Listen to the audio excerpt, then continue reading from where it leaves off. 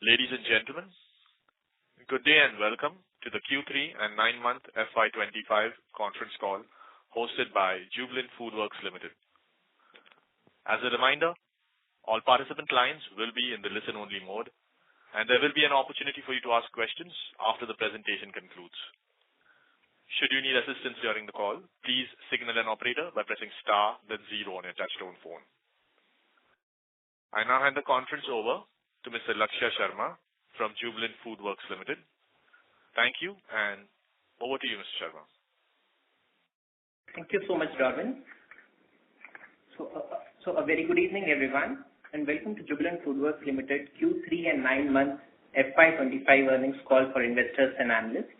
We are joined today by senior members of the management team, including our chairman, Mr. Shyam S. Bhartia, our co-chairman, Mr. Hari S. Bhartia, our CEO and MD, Mr. Sameer Khetarpal, our CEO of Turkey Business, Mr. Aslan Saranga, our CFO, Ms. Suman Hegde.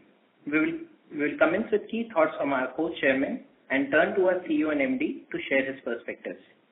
After the opening remarks from the management, the forum will be open to question and answer session. A cautionary note, some of the statements made on today's call could be forward-looking in nature, and the actual results could vary from the statement. We will also share the replay and transcript of the call on the company's website under the Investor Relations section. I would now like to invite Mr. Hari S. Bhartia to share his views with you. Over to you, sir. Thank you. Thank you, Lakshya. Good evening, everyone. The quarter 3 financial year 25 was actually a defining quarter for the company, with consolidated revenue of rupees 21.5 billion, aided by a very strong Domino's LFL growth of 12.5%. We have delivered an exceptional result in quarter 3. This really demonstrates the strength of focused execution of our strategy and the unwavering commitment of our team members. Our strategic framework, built on 2 pillars, is yielding results ahead of the market. First, strengthening Domino's. Multiple initiatives have been taken to strengthen Domino's business. We transitioned from 4 to 7 region structure in quarter 2 last year. This made our operations more agile and enhanced team performance and effectiveness. We revitalized our brand with "It Happens Only with Pizza" campaign to win on occasions and expand the pizza category. We redefined the delivery experience with the launch of 20-minute delivery and delivery fee waiver, fundamentally enhancing the value proposition of Domino's.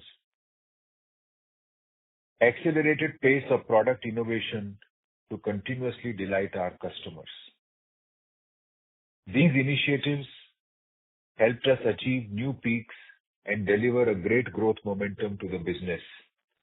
In Turkey, Domino's continues to gain share and expand network.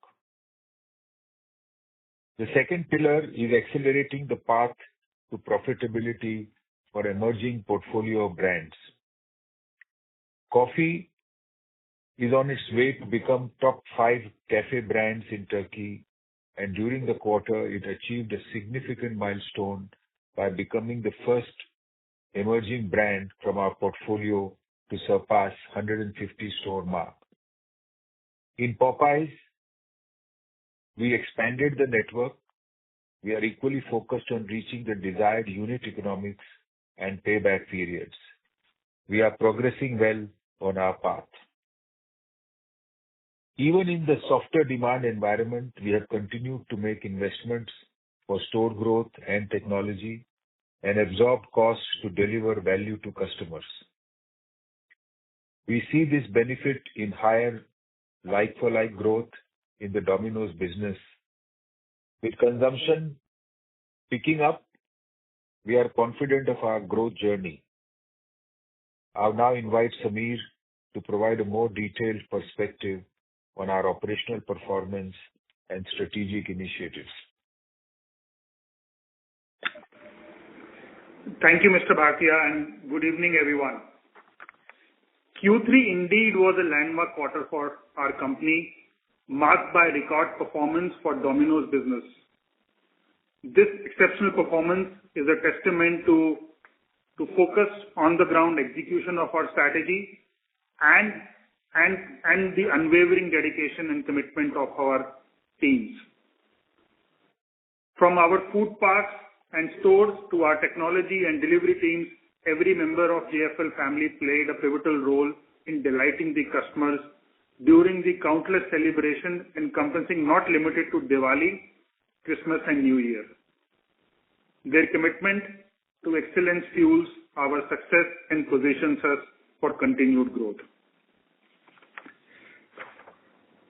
Performance summary. This is a quarter of new highs, not only in revenue but also in same-store growth, store expansion, app traffic, app conversion, customer loyalty, new customer acquisition, and highest absolute EBITDA. Group system sales, a measure of overall consumer sales across our own and franchise network, which is primarily in Turkey, reached rupees 24.1 billion, a healthy 6% increase quarter-on-quarter.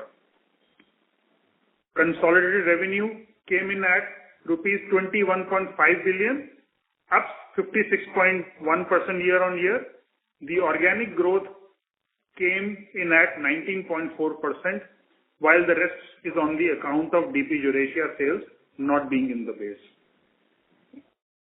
Standalone revenue for the first time crossed 16 billion rupees at 16.1 billion, up 18.9% year-on-year.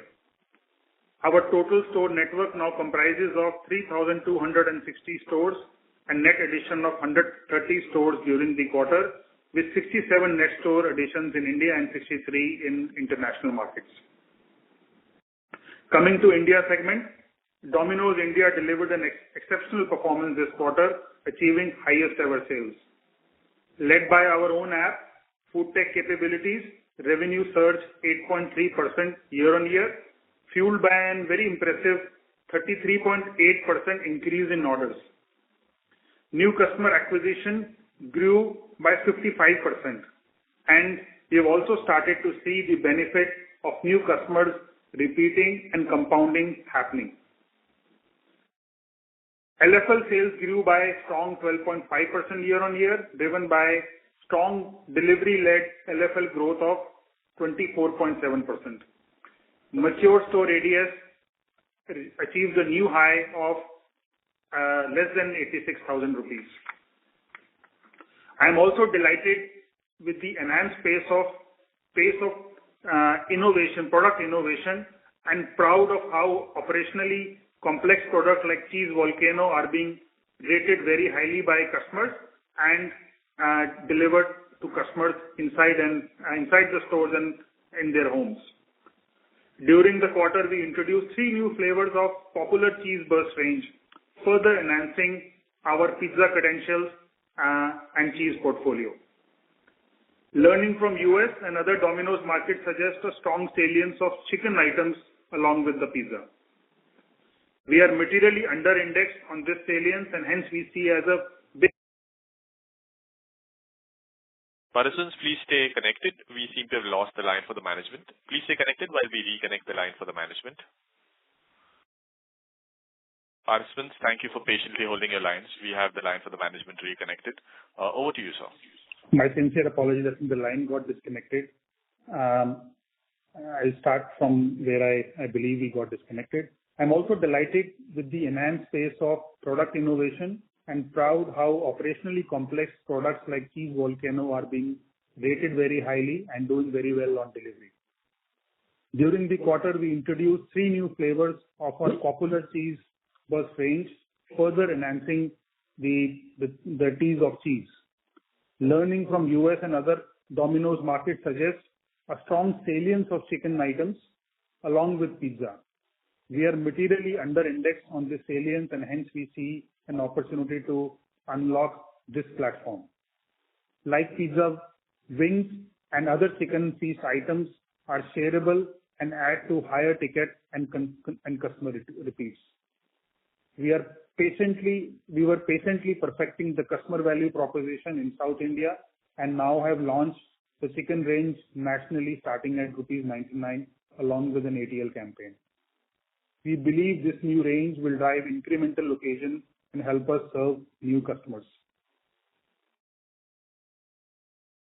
Our digital engagement continues to grow quarter on quarter with nearly 14 million monthly active users on Domino's India app. App install also saw an impressive 28.6% year-on-year growth, reaching around 12 million. To help you further appreciate the scale of our rider management platform, in December, we had 46,700 monthly active riders, which was up by 50% from last December, helping us meet high customer demand and improve delivery performance. This underscores the power of our digital platform to manage variable peak load and allowing us to deliver under 20 minutes. We are progressing well against our network guidance.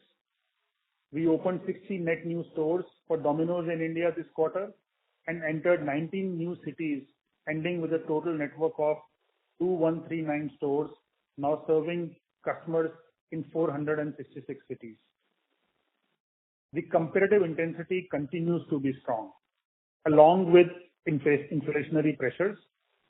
The gross margin came in at 75.1%, lower by 160 basis points year-on-year on account of higher food costs for some of our new product launches, inflation, and high competitive intensity leading to higher discounting during Diwali and big days. And increase in delivery charges as the demand for delivery costs as the demand for riders increased during peak season. Standalone EBITDA reached rupees 3.1 billion, up 10.6% year-on-year, with an EBITDA margin of 19.4%, lower by 145 basis points year-on-year and flat quarter-on-quarter. Importantly, we are getting the leverage as indicated by the pre-Ind AS 116 EBITDA at 12.4% is improved continuously since the last 4 quarters and is higher by 70 basis points quarter-on-quarter. While we do not separately disclose brand-wise EBITDA, we would like to mention that the like-for-like growth is providing leverage to Domino's P&L, which registered a mid-teen growth year-on-year, despite free delivery and growth investments. Moving to international segment, DP Eurasia, i.e. operations in Turkey, Azerbaijan and Georgia. System sales reached 7.5 billion, with Domino's Turkey contributing to 6.7 billion rupees, followed by coffee system sales at rupees 801 million.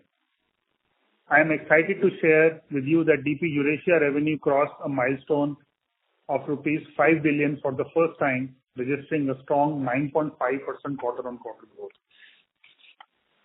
We believe the economy in Turkey is headed in the right direction as the government has brought down inflation from 64.9% a year back to 42%.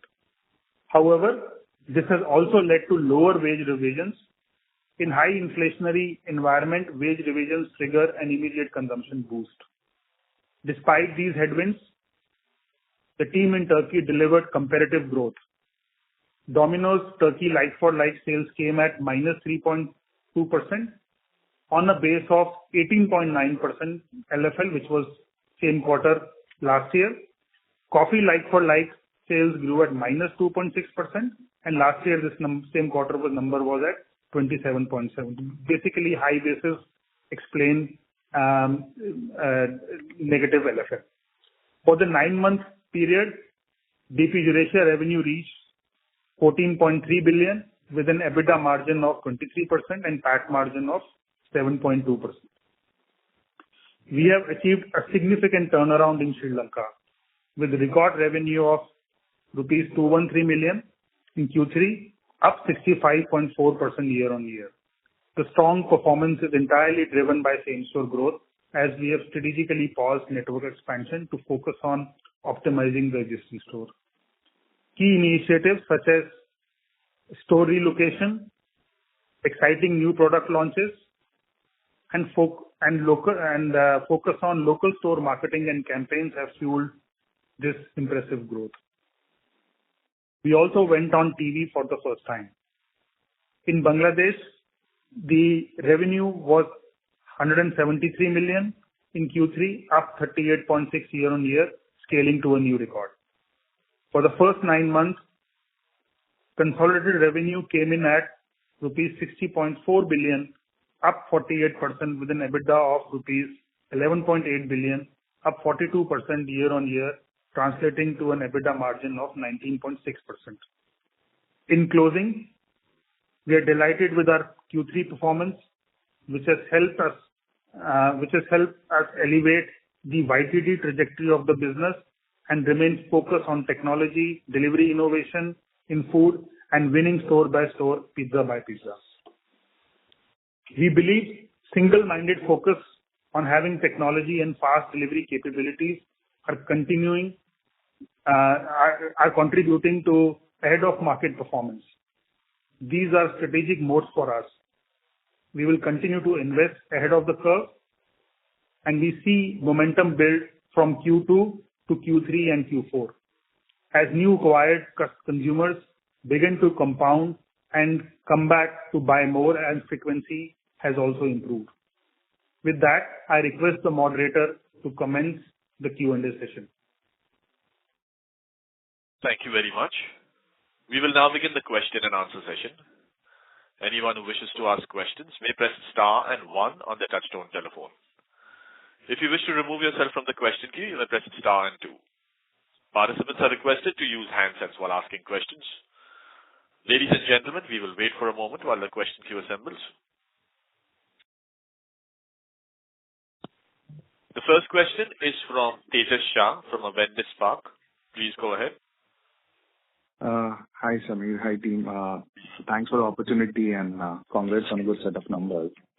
Samir, the first question is, our delivery is gaining traction and then doing phenomenally well. But despite multiple interventions that you would have done in last few quarters on dine-in, that isn't responding as expected. So any insights on that, any challenges or competitive landscape which is different from delivery here? Yeah, no, I think Tejas, firstly, I don't think it is, I will not say it is not responding. It is actually responding. Our in-store lunch average weekly orders are highest in the last 2.5 years. So as you would recall, we have launched a 99 rupee 4-course meal available only inside the stores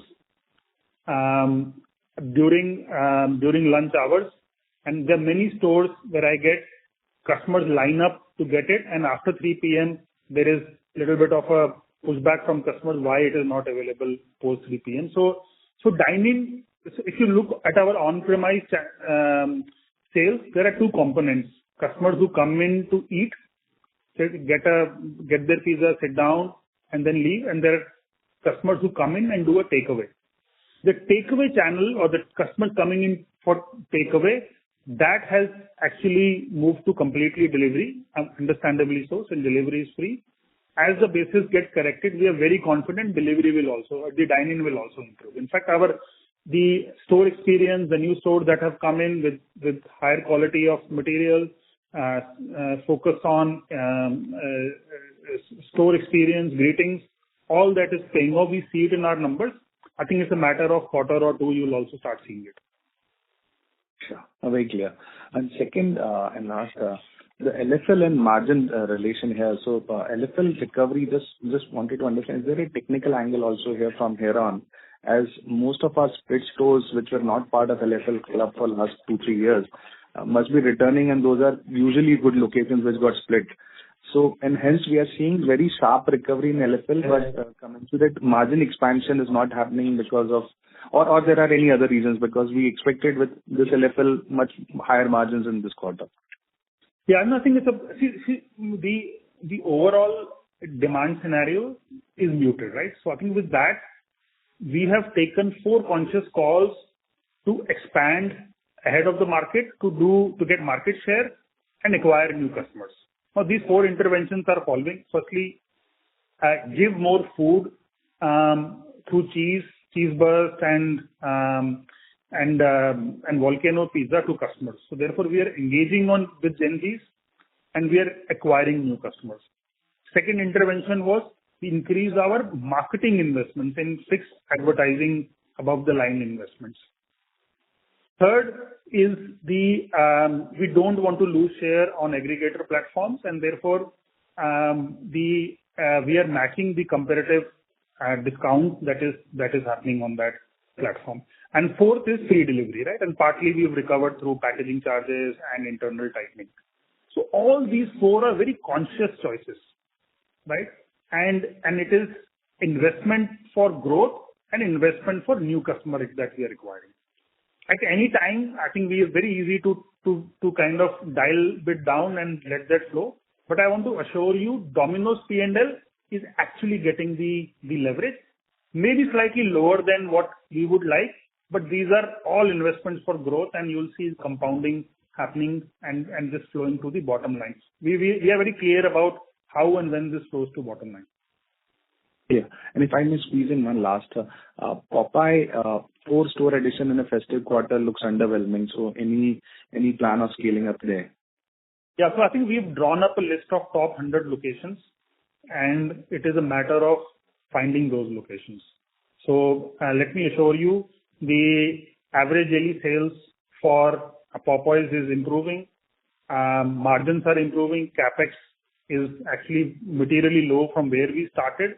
I think it's just, we don't want to, because getting the location is a one-way door, right? If you get a wrong location, then you have to live with it for a long time. And therefore we can open 100 stores as long as we get those 100 locations.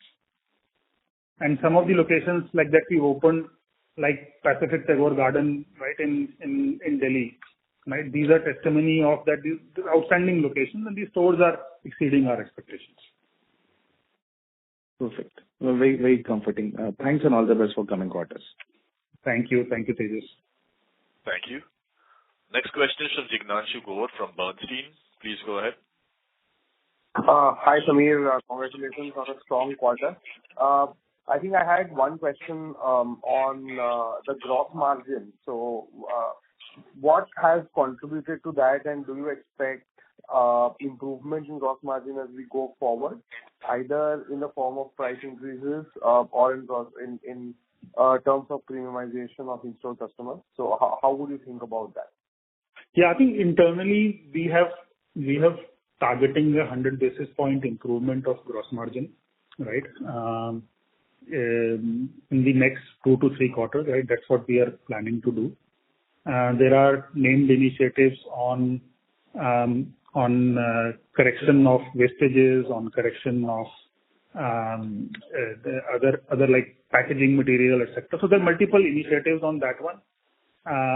We're also seeing where we can tighten the discounts, right? And so definitely it should improve, in my opinion. The reason is very simple on gross margin actually. It is we didn't want to lose share. In fact, we have gained share, as you can see from the numbers. And it's a very conscious choice. And then part of it is also delivery, because there is a base. You're probably comparing quarter on quarter, but this period generally has more discounting, right? Because everybody is on air, they're giving deals. So part of it is festive period also, which should go away starting obviously January. Okay, fair. Okay. I think second question was in a way similar to the previous one on Popeye, right? That we had a medium-term target for 250. So is it fair to say we are figuring out our product market fit there, or do you think it's like what driver are you looking for to determine that this is now a growth story versus still trying to find where our positioning within the QSR space?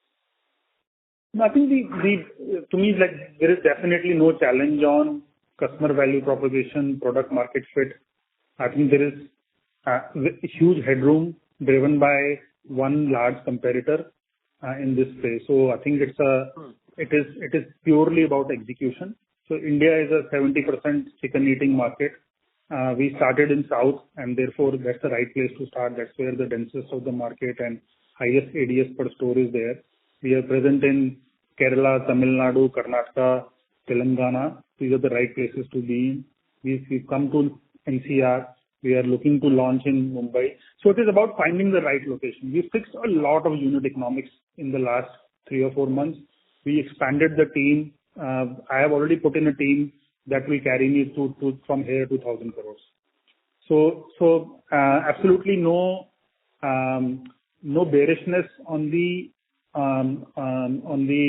outlook for Popeyes. We just have to find the right location. That's all. And if we find 20 right locations, we'll build 20 stores.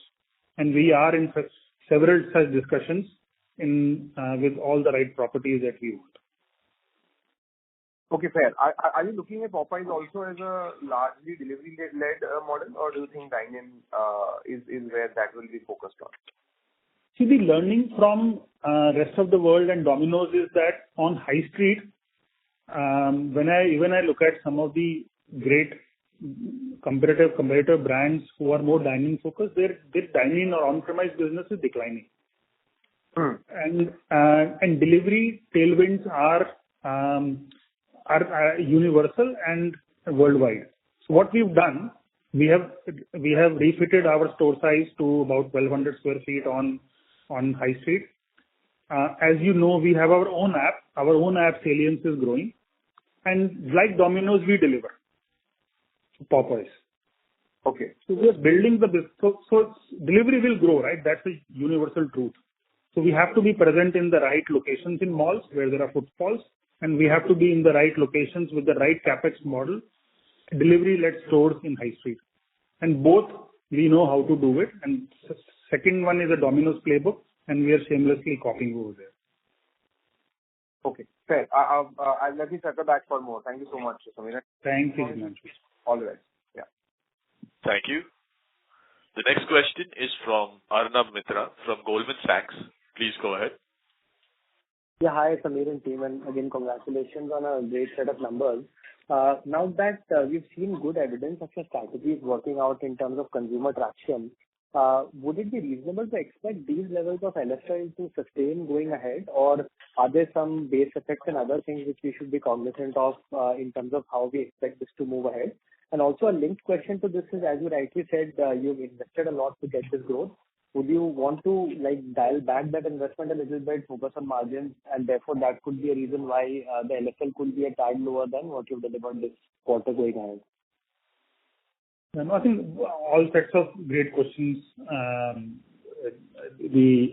Arnab, and right, that's a constant balancing act we have to do as operators of the business, right? And when we realize the like-for-like growth for the entire industry is tanking, we had to look at for some self-help measures, and we went all guns blazing, right? And now we are seeing that growth. We are now balancing in terms of margin should also flow in. We should get the leverage, and trust me, the teams are focused on it. In terms of momentum, right, we've put a lot of fuel into the engine, so it is growing. We do see growth momentum continue from Q2 to Q3 and Q4, right? So from that perspective, I feel very good about the growth story. Margin story, we will correct. Like I said, I don't really worry on it. What will happen in Q1, Q2, Q3, right? Some could be a base effect, but I don't think, because delivery growth year on year is not a base effect, right? The way some of the stores, even after splitting, we see they are coming back, getting into nearly 50 odd new cities in last 3 quarters is not a base effect. And in fact, I feel good about this, and absolute profit is increasing, right? So it is not that absolute profit is coming down. So our EBITDA, standalone EBITDA grew by almost 11%, right? Despite investments in new brands. So underlying business remains healthy. Margins we can always come in, but I don't want to take the foot off the pedal on growth. as the momentum picks up, I know this will flow through into the bottom line. Thanks for that detailed reply. My second question was more of a bookkeeping question. So this gap, we've seen a gap in the sequential trend in the pre-Ind AS and the post-Ind AS EBITDA margin.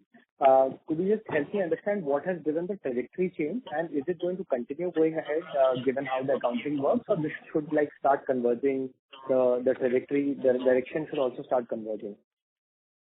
Hi, Arnav, Suman here. Let me take that question. No, so it is actually a very bookkeeping accounting point of view, right? We do understand in pre-Ind AS 116, the rental costs are above the line. And rent costs are not increasing in line with the kind of growth we are seeing. So if you look at the differential, it's predominantly all coming from the leverage impact that we are not seeing in the post-Ind AS numbers on account of rent leverage coming through in the P&L. It's 100% that itself, right? So if you ask me my view, if these kind of growth continue, which is growth ahead of rental growth in the market, which at this point in time is lower than where our trajectory on growth is, these won't be, we might see some of these headwinds going forward as well. Difficult to predict, of course, because it is a equation between two growth numbers. But this is a normative headwind. And hence, as a business, we focus more on the operational EBITDA, which is the pre-Ind AS number. Because I think that's the right metric to chase. Sure, that's very clear. Thanks, that's from my side. All the best. Thank you. Next question is from Percy Panthaki from IIFL Securities. Please go ahead. Hi, sir. I just wanted to understand in the India business, what is the YOY decline in the average bill value, and how much of this is due to the delivery charge waiver and how much of it is due to downtrading or any other impact? Yeah. So I think it is, we don't disclose the average ticket size.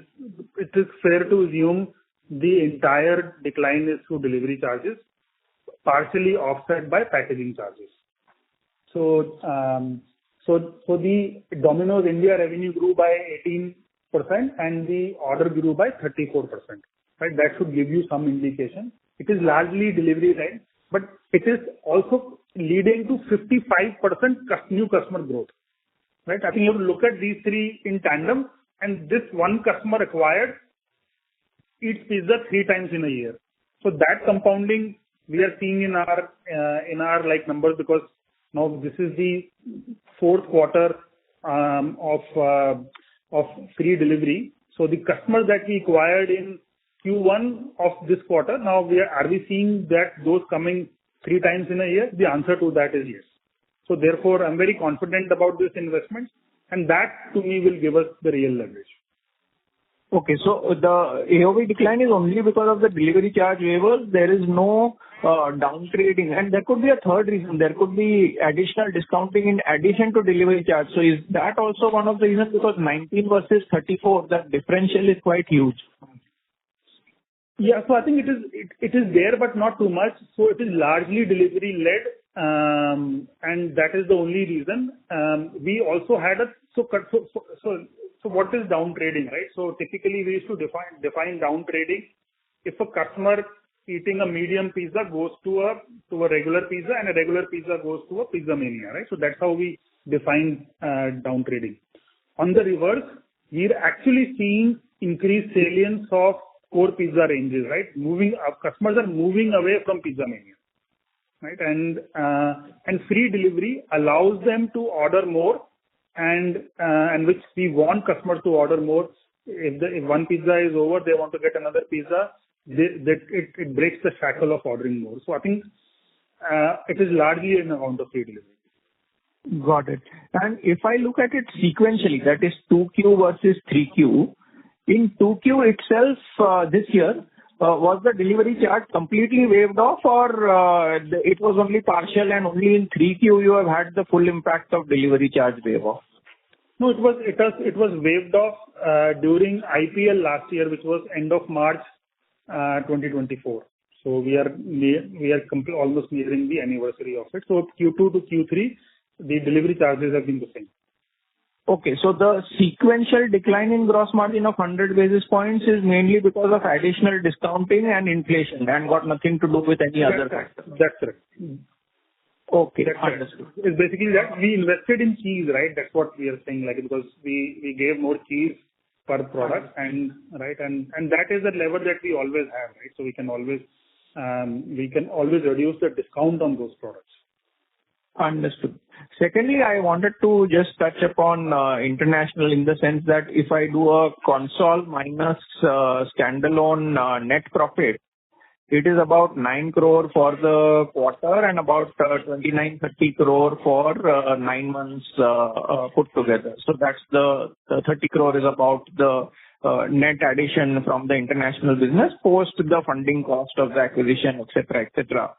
So how do we look at this number going ahead into FY26? Should we grow it largely in line with the international top line, or is it going to have some other drivers in addition to that? No, there are no drivers. In fact, the 9-month numbers will give you an indicator of how strong the business is. We don't see any surprises over there. In fact, teams are working in this environment to have a better operating cycle and release cash from the system. We've said that by second half of calendar year, ideally they should also give some dividend to us. So I think there is absolutely nothing over there, but I'll let Suman give you more specifics. Hi, Percy. So just on the international business, you're right. I think in quarter 3 we have seen a bit of a aberration there. Now we need to understand. I think you do. Turkey goes through hyperinflation accounting, right? So there are a lot of inflation adjustment accounting entries which happen. So quarter on quarter, we will see some variance, right? And hence Samir alluded to the 9-month numbers, which is more representative on how the underlying performance of that business is. So full year, like you asked, it will be more in line with the revenue growth which will come through how you should estimate the profit growth to happen. No margins, of course, there could be slight improvement or flattish numbers. We're not estimating any declining margins coming through. But because of the nature of the business and the volatility in the accounting standards within Turkey, quarter on quarter, we might see some aberrations. But even 9 months basis is about 30 crore difference between standalone and console net profit. So this is a tad lower than what we would have expected a year ago at the time of the acquisition, right? No, it is not actually lower than what we had expected at the time of the acquisition. Still, if you look at Turkey from a PAT margin perspective, it is highly accretive to where India's standalone margins are, and that continues to be the case. Of course, we saw a bit of an aberration on Bangladesh business because of, where the improvement was being seen in the overall profitability, which took a hit because of the disruption on the ground. But if I look at Sri Lanka, that has improved its margin status, and even Turkey is holding on or just getting slightly better on the PAT, at a PAT level, right? So full year, we should not see any deviation on that. And as well, in fact, it's doing better than what we were expecting in terms of expectations. The economy is strengthening. The business underlying metrics are improving, be it in terms of their inventory levels, which is ensuring that they don't have a higher cost coming out when, the inflation accounting comes in next month in P&L. Their interest costs are coming down. Their debt overall is reducing. So healthy shape of the business as the economy also recovers there. But yes, there will be variations quarter on quarter, which we can explain to you offline on how it works. But no real reason of concern there. Yeah, I think that in summary, the Turkey business case is ahead of plan, right? So I think the performance is ahead of the plan what we had envisaged. Got it, sir. Thank you very much. That's it from me, and all the best. Thank you, Percy. Thank you. The next question is from Aditya Soman from CLSA. Please go ahead. Hi, good evening. So just one question from me. In your presentation, in the sort of mature stores number, that's actually dropped for the last 2 quarters. So is this a function of just higher store splits? I think you are, at least when you look at the mature stores, it is, I don't know which, maybe you are referring to it is 85,959 in Q3 2025, and last quarter was 79,467. No, not the ADS, the number of mature stores. So the number of mature stores compared with what you reported in 2Q and then 2Q compared with what you reported in 1Q, each quarter there's been a sequential decline in the number of mature stores. Yes, Aditya. It always happened In quarter one, we have the highest number of store count. It progressively comes down by quarter four. In quarter one, again, of FY26, you will see a higher store count. Understand. So we'll just see that jump, and then that would lead to ADS coming down again, or because last 2 years. These are very small store numbers. As we've reduced the number of store splits, the impact of reduction in the restaurant base from 1610 to 1591 is not material. So we are not seeing a ADS drop. Understand. Very clear. So there should be no change in that ADS number also, right? Next year, when we see a bigger jump in the mature store, that ADS should also continue growing, because I think the ADS don't. Yeah, I think the ADS is rock solid. New stores are opening at a higher ADSs than ever before. So I'm not worried on that metric. It's more accounting what you include in a mature store or not. And we'll probably next time onwards, we'll give you a better footnote on the quarter-on-quarter mature store ADS drop also, so that the calculation is very clear. Fair enough. Thank you. Thank you very much. That's all. Thank you.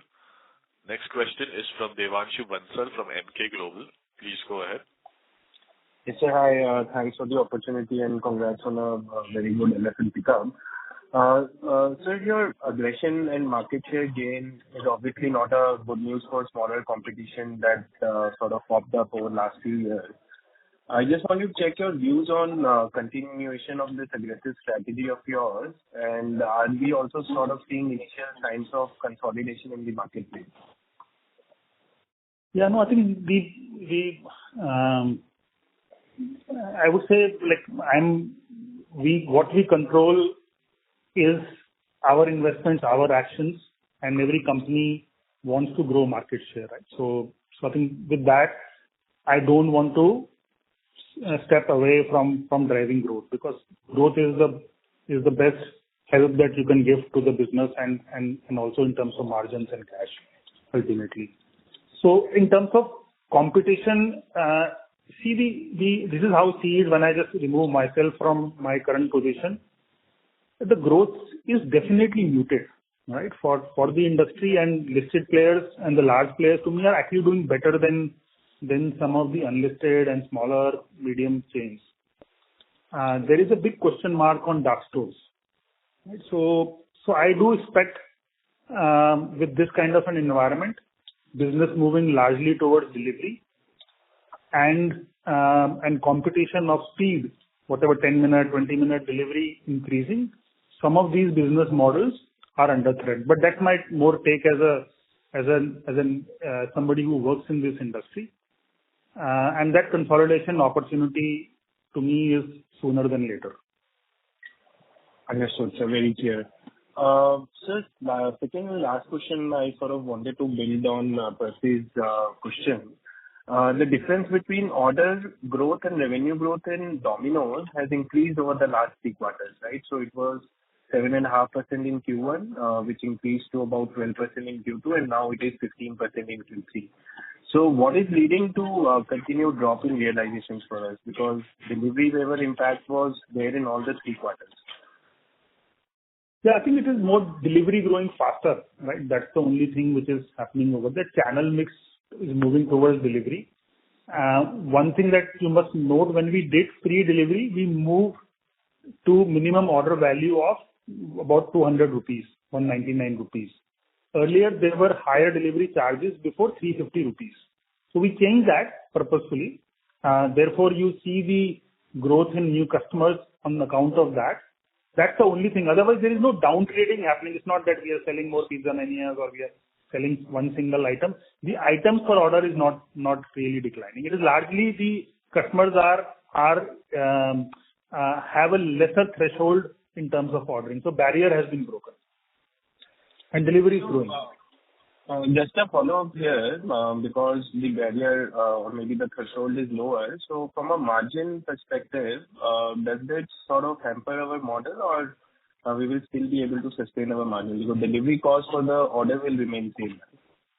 Yeah, no, I think this is how there is, to me, I see this as an investment for growth. Right now, once you are investing for growth, the question to ask is, how will you recover? No, we recover on 2 fronts. One is when the compounding happens, SSG continues, right? And second is the further tightening of costs, right? So we, like I said, we have a name program on improving margin by 100 basis points. We are looking at rentals very closely. We are looking at manpower, and we are getting the leverage in manpower. Where we are not getting the leverage and there is a higher than expected headwind, it is the delivery cost. Because delivery as a channel is growing, which puts more pressure on riders, and therefore, to keep the same service level of nearly 20 minutes, we are actually paying more to the riders during the festive season. So that is the only headwind which also will get corrected, in my opinion, as we find newer ways of working. Understood. So just last one small question. So we have launched chicken products after sort of experimenting in the south. So I just want to check if you could qualitatively share what was the kind of ADS pickup for these products that we sort of saw in the south region, which gave us sort of confidence to sort of launch it pan-India. Yeah, I think I'll tell you what was the thesis, and give us like time till this quarter, because we went on air only 10 days ago. With the first time like Domino's coming out and ATL campaign focused on chicken feast. So this is how we see our data. Among the world and also in India, North India has the highest weekly sales of stores. Yet our share in pizza category on aggregator is lower. Versus South, where the throughput per store is lower than the North, but the share is higher. So that explains that the customers are looking for other products along with pizzas, or they are not eating pizzas as much as they probably eat in North. And that is the insight once we do. They are looking for more non-vegetarian options. They are looking for more bone-in chicken, therefore we launch wings. They are looking for rice along with chicken, therefore we launch cheesy chicken meals. They are looking for crunchy non-veg bites, therefore we launch poppers and boneless wings. So I think we heard the consumer, we experimented. Actually, South is after the launch has become the fastest growing, or one of the faster growing regions among the 7 regions that we have. Understood, sir. Very clear. Thanks for taking my question. Thank you. Next question is from Latika Chopra from JP Morgan. Please go ahead. Yeah, hi, Samir team. Thanks for the opportunity. My first question was, your new customer growth is very strong. Latika, we can't really hear you very clearly. If you're on a hands-free, request you to use the handset. Is it better? Slightly better, Latika. If you can just speak louder and maybe a little slowly, we'll try and catch you what you're saying.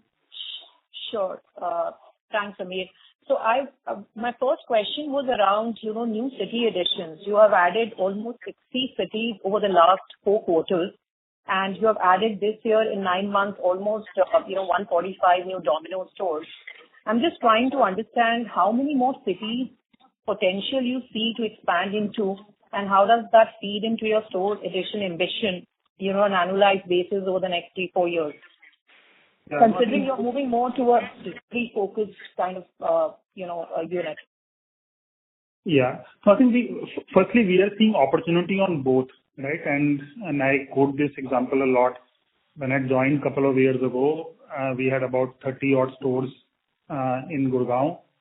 We are now reaching nearly 50, and we believe we can add another 20 more, right? So densification, as cities expand, as new shopping areas, new congregation points like movie halls and other things come up, there is always more opportunity, including metro stations and highways, etc. So firstly, we are seeing tremendous opportunity in the city where we are fully covering, like Gurgaon. Secondly, there are cities like Ahmedabad where we don't cover the full city. There are enough white spaces, and these are not only restricted to Ahmedabad, it is in Lucknow and Kanpur also. And then the third piece is new cities, which is whether it's a Giridih or a Shasharam or a Badaun or a Latur, right? So I think definitely we see more and more opportunity of those. We are present in nearly 500. We believe there are 500 other cities that we can get to. And we are still present in the biggest, like what the district center, right? And these are, some of these districts are like more than 7, 8, 10 lakh population. We have not gone to the biggest taluka, right, over there. So for context, KFC in China is present in 10,000 cities. Sorry, 1,000 cities, my bad. 1,000 cities. So there is definitely room to get to more. And Sameer, is it any sense, I don't know how you cut it, whether, the salience of top 20 cities in your revenue mix, how has that behaved over the last 5 years for you? Has that materially changed? If you can share some color on that.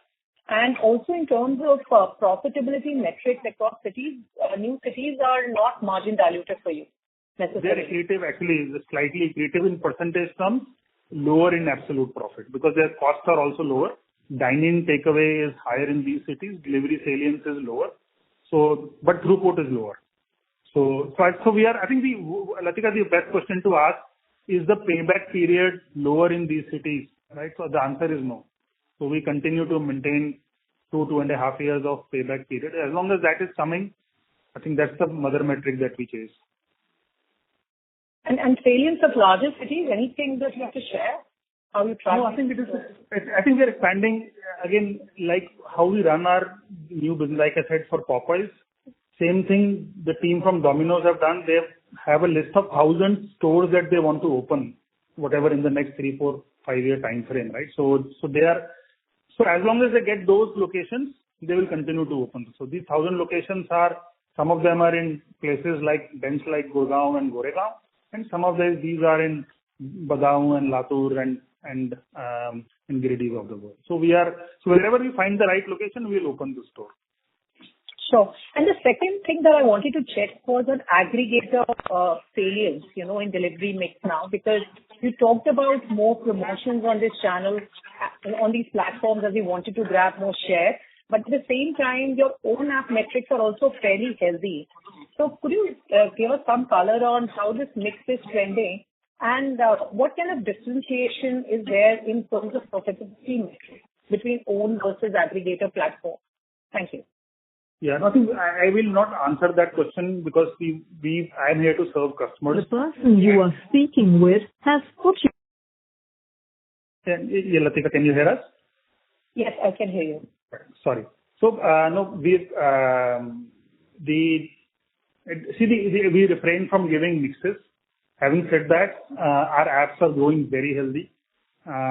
In fact, when I came in, I had put the entire engineering team just to focus on Domino's app. And as a result, we have the most immersive experience for pizza customers who are looking for pizzas. So you'll see videos of pizzas. You will see easy user experience to upgrade, to add more products, add side items. It is built for pizza. And over the years, we've made it very topical. We celebrate from Valentine's Day to landing of Chandrayaan on moon, right? So we are become very topical and relevant to customers. And then the CRM, built-in CRM helps customer come back. So that piece is working out better than our expectations. And like I said, aggregators, we see them as ecosystem partners. We see them great, terrific channel partners. And it's a very competitive landscape over there. And we work hard to maintain our share or improve our shares on aggregators. So it doesn't matter as long as we are getting customers, right? That's how I see. And delivery is a worldwide tailwind. And with our own rider fleet of 46,000 riders, a network that is ever expanding, ability to give hot pizza in 20 minutes, actually that's not the most important thing that I worry about. Understood. Thank you so much and all the best, Amit. Thank you, Latika. Thank you. Next question is from Jay Doshi from Kotak. Please go ahead. Hi, thanks for the opportunity and congratulations on great acceleration and growth. I've got two questions.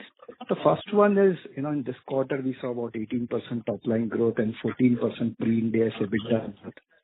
how should we think about, the gap between revenue growth and EBITDA growth on a pre-Ind AS basis going forward over the next 2-3 quarters, if you continue to, stay at a similar 15% plus system sales growth levels? Yeah, I think internally we look at like this in the following manner. We tease out the Domino's portfolio and see is that growing and like we mentioned in our comments, is it in mid-teens and improving? So that's how we see that particular business. On the other business, we see the overall drag to the P&L and is the unit economics improving. So these are the trade-off factors. Allow us maybe one more quarter because let this stabilize because we launched free delivery in March. Maybe by next quarter we'll have a much more scientific answer on that, Jay, otherwise I'll be more hazarding a guess at the base. And we'll also do a better calculation to answer your question. Sure. Second question is, if I do some back of the envelope calculations, your dine-in order growth is about 30%, but dine-in revenues have declined by about 2%, which means that there is 25% decline in average order value for dine-in, where there is no delivery fee waiver impact or anything of that sort. And if I actually were to look at absolute number, it means your dine-in average order value may have dropped by 125 rupees or somewhere in 100-125 range. So, this incremental dine-in order that you are sort of getting, is it, even if I assume all of that is thali or 49? No, not like that. No, it's not like that. Thali is only 11 to 3 p.m. and it was a business with a very low base. So that number, while it is growing healthy, right? I think inside the store, you have to look at dine-in and takeaway. Customers who come in, take the pizza, eat there and leave, and customers who just come in to take the pizza to their home. So that is a takeaway business. So dine-in business is growing very healthily and you will see improvements coming in the coming quarters on both dine-in plus takeaway as a business. And it is only the takeaway business that is kind of declining. So there is a sub-channel mix that is there in what we call as a dine-in takeaway business. So there is no massive. In fact, the decline in, like you are saying, the decline in average ticket size inside the store is very marginal. Okay, maybe then I'll take it offline. Thank you so much and good luck for the next quarter. Thank you. Thank you very much. We'll take that as the last question. On behalf of Jubilant Foodworks Limited, that concludes this conference. Thank you for joining us and you may now disconnect your lines. Thank you. Thank you all.